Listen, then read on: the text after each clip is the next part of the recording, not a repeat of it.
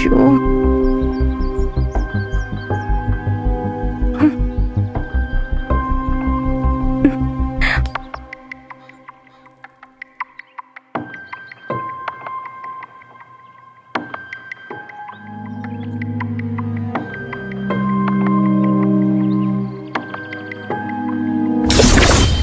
இங்க பாருமா, இப்ப நம்ம ஊர்ல நடக்கிற காரியத்தை நான் உனக்கு சொல்றேன். ஒருத்தங்க யாரோ ஒருத்தருக்கு உதவி பண்றாங்கன்னு வை. அந்த உதவிய வாங்கினவங்க மறுபடியும் அவங்க கிட்ட இருக்கிற அந்த இரக்க குணத்தை பயன்படுத்தி உதவிய வாங்க விரும்புவாங்க. ஒரு முறை பணம் கொடுத்து உதவி பண்ணா மறுபடியும் சிம்பத்தி கிரியேட் பண்ணி அவங்க கிட்ட பணம் வாங்க முயற்சி பண்ணுவாங்க. இதுக்கு அவங்களோட இரக்க குணத்தை தான் பயன்படுத்துறாங்க. ஒருவேளை மீனாட்சி அக்கா அப்படி நினைச்சிருந்தா, அவங்க அப்படி நினைப்பாங்களான்னு எனக்கு தெரியல. ஒருவேளை இருந்தா, சுபி இறக்கப்படணும், ஆனா ஏமாறுற அளவுக்கு இறக்கப்படக்கூடாது. எவ்வளவுமா கொடுத்த? 10,000க்கா. பரவாயில்ல, ஏற்கனவே கொடுத்த மாதிரி 1 லட்சம் கொடுக்கலையே. அக்கா சும்மா சொன்னம்மா. இங்க பாரு சுபி, உன்னோட இரக்க குணத்தை எல்லாரும் தனக்கு சாதகமா பயன்படுத்திக்க நினைக்கிறாங்க. நீ கொஞ்சம் ஞானமா இருக்கணுமா. சரிக்கா. கவலைப்படாத, உன் பணம் எங்கேயும் போகாது. முதல்ல விசாரிப்போம், அப்பதான் எது சரி எது தப்புங்கிறது தெரிய வரும்.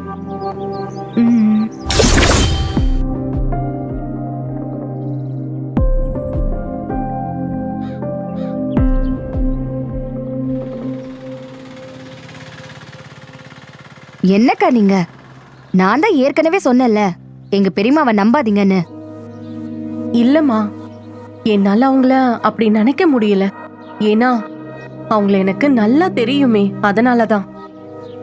இன்னைக்கு நம்மள ஏமாத்துறதே தெரிஞ்சவங்க தான். அதுவும் உண்மைதாம்மா. சுதா கிட்ட நான் சொல்றேன், பெரியம்மா கிட்ட இருந்து பணத்தை வாங்கி கொடுக்க சொல்றேன். சரிம்மா. என்ன ஜோதி, இப்ப ஆளே பார்க்க முடியல? அப்படி இல்லப்பா, அவர் வேற வெளியில போயிடுறாரு, பொண்ணும் ஃபாரின் போயிட்டா. அதான் அப்படியே வீட்லயே இருந்துட்டேன். மெர்சி எப்படி இருக்கா? அங்க உள்ள பழக்கம்லாம் அவளுக்கு செட் ஆயிடுச்சா? கொஞ்சம் கொஞ்சமா பழகிட்டு இருக்காப்பா. எங்களுக்கு தான் கொஞ்சம் கஷ்டமா இருக்கு. இருக்குல்லம்மா, கைக்குள்ளேயே இருந்து வளர்ந்துட்டா. ஆமாப்பா. ஆமா, புது வீடு எப்படி இருக்கு? ஒன்னும் பிரச்சனை இல்லையே? பிரச்சனை எல்லாம் ஒண்ணும் இல்ல, வீடு ரொம்ப நல்லா இருக்கு. எல்லாம் கர்த்தருடைய கிருபை. என்ன, மாசம் மாசம் கட்டுறது மட்டும் கொஞ்சம் கஷ்டமா இருக்கும்ல? கஷ்டமா இருந்தாலும் கட்டிதானப்பா ஆகணும். இதுவரைக்கும் கர்த்தர் நடத்தி கொண்டு வந்ததே பெரிய விஷயம்.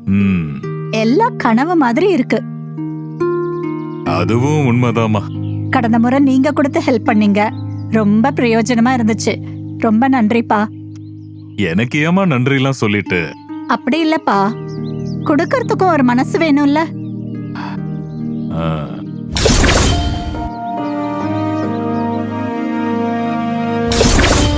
என்னப்பா யோசிக்கிறீங்க? ஒண்ணு இல்லம்மா, உன்னை கர்த்தர் நடத்துற விதத்தை நினைச்சு பார்த்த. எப்படிமா இருக்க? நல்லா இருக்கேன்க்கா. நீங்க எப்படி இருக்கீங்க? நான் நல்லா இருக்கேம்மா. ஆண்டவர் என்ன நல்லா வச்சிருக்காரு. ஆமாம்மா, நீ இப்ப எங்க இருக்க? உன் கணவர் வீட்லயா இல்ல உங்க அம்மா வீட்லயா? அம்மா வீட்ல தான்க்கா. ஏமா இங்கே இருக்கிற? உன் கணவர் வீட்டுக்கு போகலாம்ல? இல்லக்கா, அவங்க வேலை விஷயமா பாம்பே வரைக்கும் போயிருக்காங்க. திரும்பி வர 6 மாசம் ஆகும். அத்தையும் அடிக்கடி கோயில சுத்தி பார்க்க போயிடுறாங்க. அதான் அங்க தனியா இருக்கிறதுக்கு பதிலா அம்மா வீட்டுக்கு வந்திருக்கேன். ஏங்கா? சும்மாதாம்மா கேட்டேன். சரிக்கா. சுதா, உங்க அம்மாவை குறிச்சு ஒரு காரியம் கேள்விப்பட்டேன், அது உண்மையாமா? என்ன விஷயம்க்கா? உங்க அம்மா பணத்தை வட்டிக்கு விடுறாங்களாமே. அப்போ இது உனக்கும் தெரியும், அப்படிதானே? ஆமாக்கா, நான் வேண்டான்னு சொன்னாலும் கேட்க மாட்டேங்கிறாங்க. கேட்டா நான் என்ன மத்தவங்கள மாதிரி ஸ்பீடு வட்டி மீட்டர் வட்டி நான் கொடுக்கறேன். ஏதோ என் தேவைக்கு கொஞ்சம் பணம் வர மாதிரி கொடுக்கறேன்னு சொல்றாங்க. எப்படி இருந்தாலும் அது தப்பு தானம்மா. உங்க அம்மா என்ன பண்ணாங்கன்னு தெரியுமா? உனக்கு சுபிய தெரியும் தானே? ஆமாக்கா, சுபி அக்கா தானே, தெரியுமே. உங்க அம்மா அவங்க கிட்ட போய் எனக்கு செலவுக்கு காசு இல்ல, என் பொண்ணு எனக்கு ஹெல்ப் பண்றதே இல்ல, நீ ஏதாவது தாமான்னு சொல்லி அவங்க கிட்ட 10,000 ரூபாய் வாங்கியிருக்காங்க. 10,000மா? என்னக்கா சொல்றீங்க? ஆமாம்மா, எனக்கே இந்த காரியம் தெரியும் போது கொஞ்சம் அதிர்ச்சியா தான் இருந்துச்சு. ஆரம்பத்துல எனக்கு மீனாட்சி அக்கா மேல சந்தேகமே வரல. அதுக்கப்புறம் விஷயம் தெரிஞ்சுதான் நான் உண்மையை புரிஞ்சுக்கிட்டேன். அம்மா கிட்ட நான் பேசுறேன்க்கா. சுபி அக்கா காசு நான் வாங்கி கொடுக்கறேன்க்கா. அது மட்டும் பத்தாது சுதா, இனிமே உங்க அம்மா இந்த தப்பா பண்ணக்கூடாது. இதனால என்ன பாதிப்பு வருங்கிறத அவங்களுக்கு புரிய வைக்கணும். சரிக்கா. நான் 2 முறை உங்க அம்மாவை பார்க்க வந்தம்மா, ஆனா பார்க்க முடியல. ஒருவேளை அவங்கள நான் பார்க்க முடிஞ்சா நான் அவங்க கிட்ட பேசுறேன். சரிக்கா. ம்.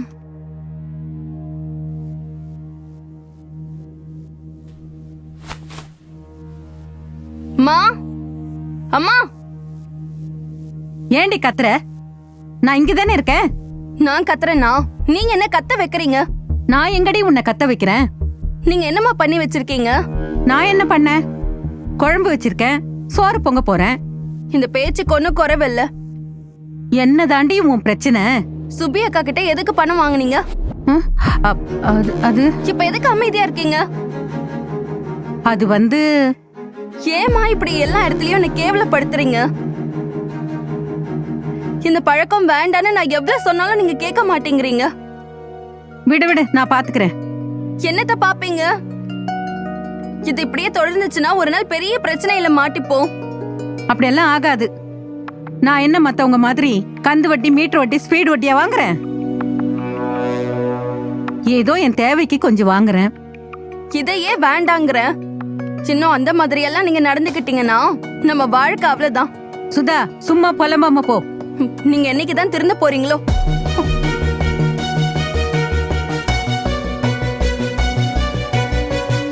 அக்கா, என் அம்மாக்காக நான் உங்ககிட்ட மன்னிப்பு கேக்குறேன். நீ ஏம்மா மன்னிப்பு கேக்குற? கேட்கணும்க்கா. உங்க மனசு எவ்வளவு வேதனைப்பட்டிருக்கும். நான் உங்க அம்மா இப்படி பண்ணுவாங்கன்னு நினைச்சு பார்க்கல சுதா. நான் அவங்கள எவ்வளவு நம்பினேன். புரியுதுதான். நான் வருத்தப்பட்டேன்னு சொல்லுமா. ம். என்னம்மா இது? அக்கா, உங்ககிட்ட அம்மா வாங்கின காசுக்கா. உங்க அம்மா தந்தாங்களா? இல்லக்கா, நான் தரேன். வேண்டாம்மா, நான் உங்க அம்மா கிட்டயே வாங்கிக்கிறேன். நீங்க என் அம்மா கிட்ட இருந்து வாங்க முடியாதுக்கா. நான் எங்க அம்மா கிட்ட இருந்து வாங்கிக்கிறேன். முதல்ல என்கிட்ட இருந்து நீங்க வாங்குங்க ப்ளீஸ். ம்.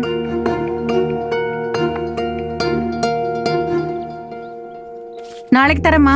ரிட்டர்ன் கரெக்டா கொடுத்துடணும். நாளைக்கு தரேன். நாளைக்கு வாங்க, வீட்டுக்கு வாங்க. சரி, நான் போனை வச்சிடுறேன். எனக்கு ஒரு 2000 தாங்களே, ஒரு வாரத்துல தரேன். சும்மா எல்லாம் தர முடியாது, வட்டி போடுவேன். பரவாயில்லையா? பரவாயில்ல, எவ்வளவு வட்டி போடுவீங்க? ஜோதி அக்கா, நீங்களா? என்ன மீனாட்சிக்கா, அதிர்ச்சியா இருக்கா? ஆ, ஆ, உங்ககிட்ட நான் இதை எதிர்பார்க்கல.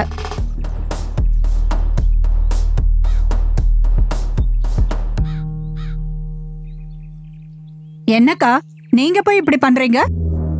நான் ஒன்னும் தப்பு பண்ணலையேம்மா. தப்பு பண்ணலையா?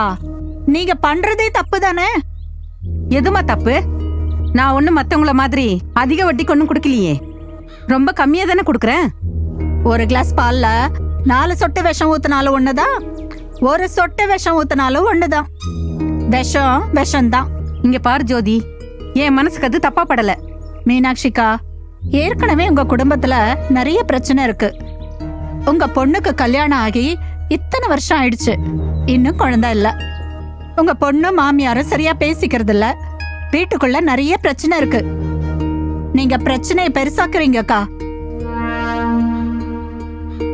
நீங்க பண்ற பாவம் உங்க பிள்ளைய பாதிக்குது. தயவு செஞ்சு நான் சொல்றத புரிஞ்சுக்கோங்கக்கா. நாங்க நல்லா தான் இருக்கோம். அப்படி ஏதாவது பாதிப்பு வந்தா நான் உங்ககிட்ட வரேன். நீங்க இப்பவே பாதிப்புக்குள்ளதான் இருக்கீங்க. அது உங்களால புரிஞ்சுக்க முடியல.